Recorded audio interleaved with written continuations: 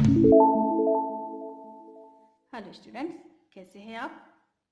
आशा करती हूँ कि आप सभी अपने घरों में सुरक्षित हैं।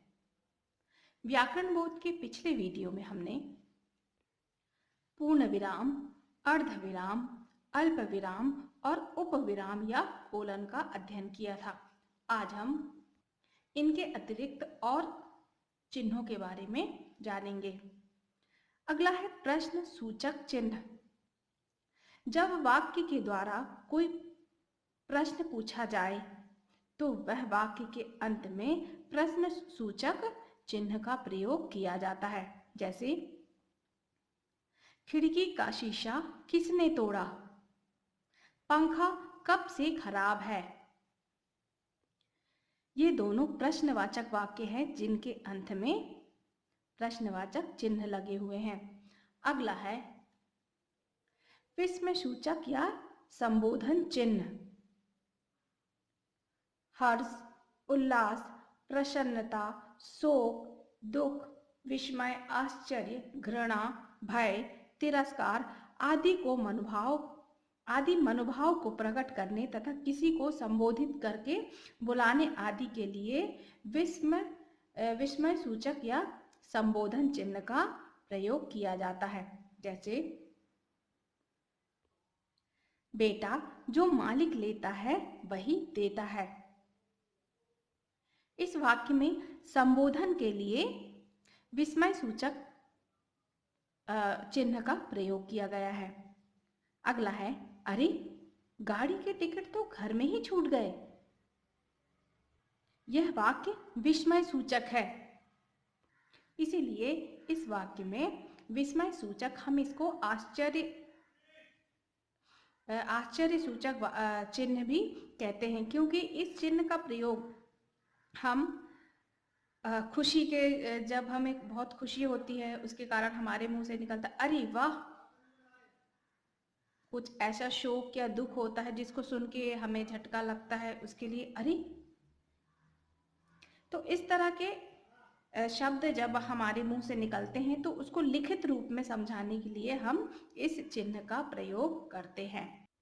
अगला है योजक या विभाजक चिन्ह।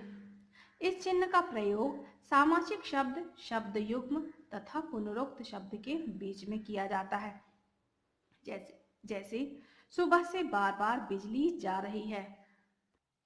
इस वाक्य में बार बार शब्द का प्रयोग 2 बार किया गया है, इसलिए इसके बीच में इस विभाजक चिन्ह या योजक चिन्ह का प्रयोग किया गया है।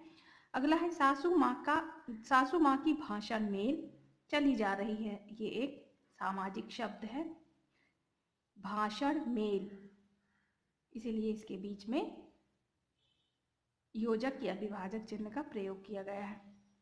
नेक्स्ट है निर्देशक चिन्ह। ये विभाजक या योजक चिन्ह की जैसे ही होता है, पर ये थोड़ा बड़ा होता है उससे। तो निर्देशक चिन्ह का प्रयोग आगे आने वाले विवरण को सांकेतिक करने के लिए किया जाता है। जैसे संज्ञा के भेद, हमको संज्ञा के भेद का विवरण देना है, इसलिए इसके आगे निर्देशक चिन्ह का प्रयोग किया गया है कि संज्ञा के भेद जातिवाचक, व्यक्तिवाचक और भाववाचक। गांधी जी के उपदेश को बताने के लिए यहाँ पे निर्देशक चिन्ह का प्रयोग किया गया है। सदैव सत्य का मार्ग अपनाना चाहिए। अगला है अवतरण या उद्धरण चिन्ह। अवतरण या उद्धरण चिन्ह 2 प्रकार के होते हैं। इकहरा उद्धरण चिन्ह किसी के उपनाम, कविता, पुस्तक आदि के शीर्षक आदि के साथ इकहरे उद्धरण चिन्ह का प्रयोग किया जाता है। जैसे सूर्यकांत त्रिपाठी निराला।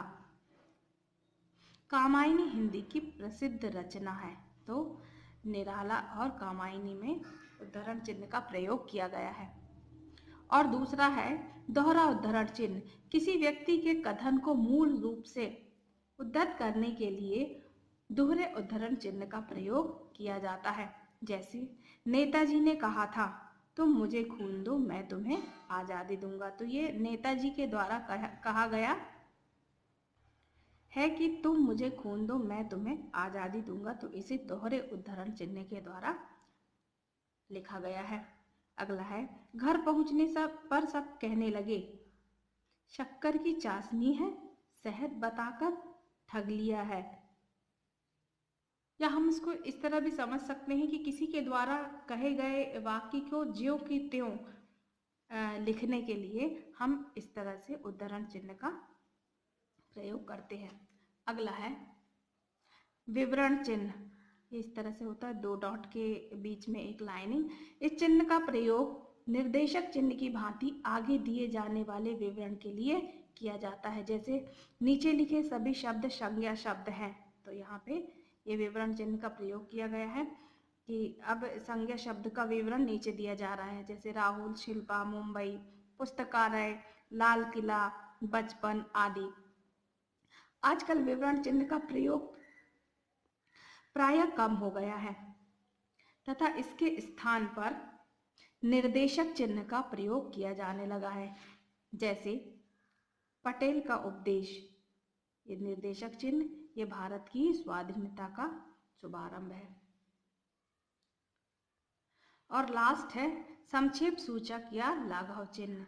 ये इस तरह का होता है, शब्दों को संक्षिप्त रूप में लिखने के लिए इस चिन्ह का प्रयोग किया जाता है। जैसे प्रोफेसर को संक्षिप्त रूप में हम कैसे लिखते हैं, प्रो लिख के, और यहाँ पे संक्षेप सूचक या लाघव चिन्ह का प्रयोग कर देते हैं। जैसे डॉक्टर को लिखने के लिए हम डॉ लिख के और उसके आगे लाघव चिन्ह का प्रयोग कर देते हैं। ऐसे ही मास्टर ऑफ आर्ट्स का संक्षिप्त रूप क्या है, MA।